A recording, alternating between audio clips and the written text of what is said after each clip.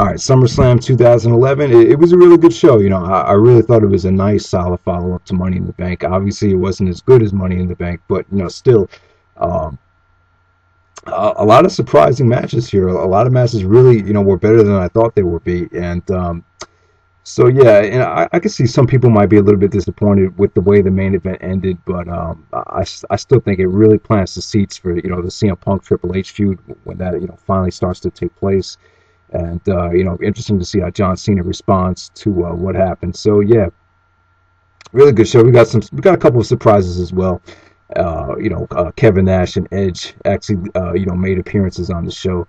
But yeah, let's break it down. You had the 6-man tag match. You pretty much get the top 3 mid-card baby faces versus the top 3 mid-card heels on Raw.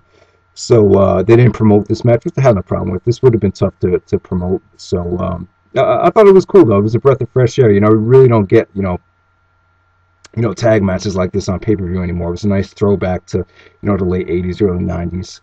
SummerSlam 91, I think they opened that up with the 6-man tag as well. So this kind of reminded me of that a little bit. You had Rey Mysterio, Kofi Kingston, and John Morrison taking on R-Truth, The Miz, and Alberto Del Rio. Just really, really fun. Obviously, you have a lot of star power here, so the crowd was really into it. Alberto was pretty over. Mysterio got some hot tags. Kofi Kingston really showed off his athleticism, and I just thought it really clicked. They got about maybe 10 to 12 minutes out there and just pretty much rocked the house. Just a really, really fun opening match. So next up after this, you had Mark Henry versus Sheamus. Surprisingly, this was great.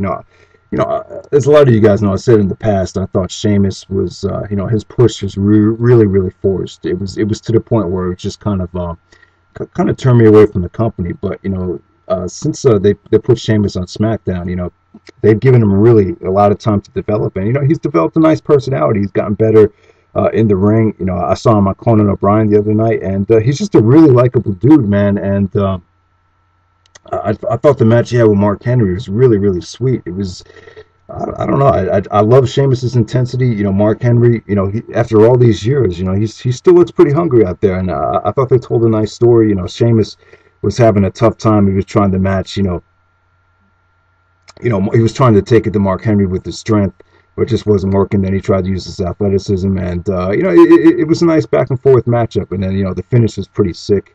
And Mark Henry actually rammed Sheamus into the steel pole, and then he rammed him into the barricade. The barricade exploded, and Sheamus actually got counted out. It was a nice finish, and it definitely made it got the fans on Sheamus' side even more. It kind of further enhanced his babyface character, because you definitely want to see a rematch, and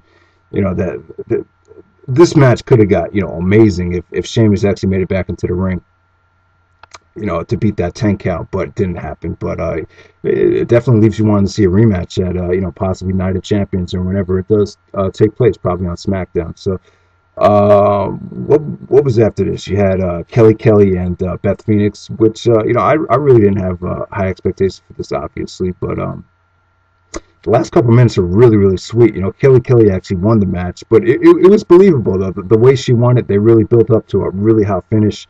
Beth was about to do her finisher on Kelly, and Kelly rolled through.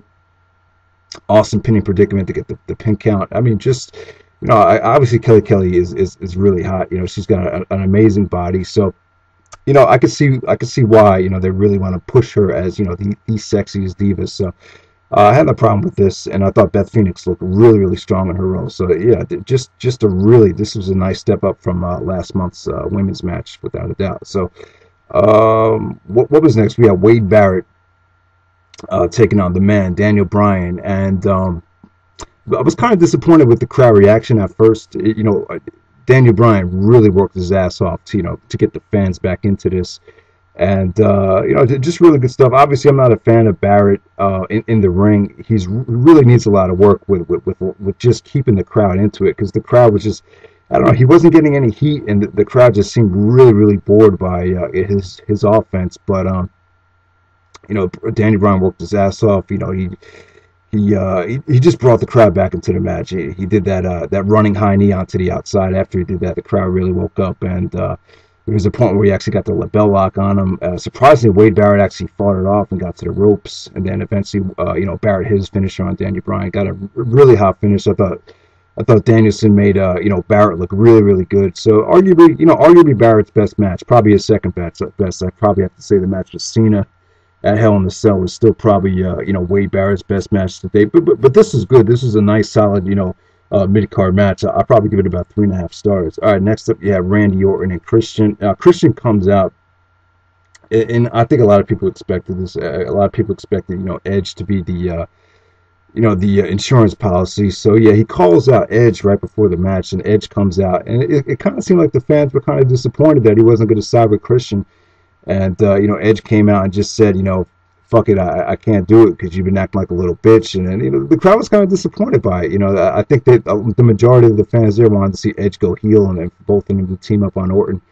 But that didn't happen. And we got Randy Orton versus Christian, no holds barred. This had a lot of intensity. Orton really followed up on the Money in the Bank match with a lot of aggressiveness. Orton really looked at the situation as a playground to take all his aggression out on Christian, and we got great stuff. Christian was really, really smart here. Obviously we got a great mix of brawling, pretty good technical wrestling as well. There was some beautiful counters, like always with these two guys, countering the RKO into the Prettier or the kill switch, whatever it was, and we got some vicious spots. Christian took 3 sick table bumps. Christian worked his ass off in this match, I have to say. He really did, and Orton's intensity really, made this match what it was. This is definitely the match of the night. This is probably the best match in the series.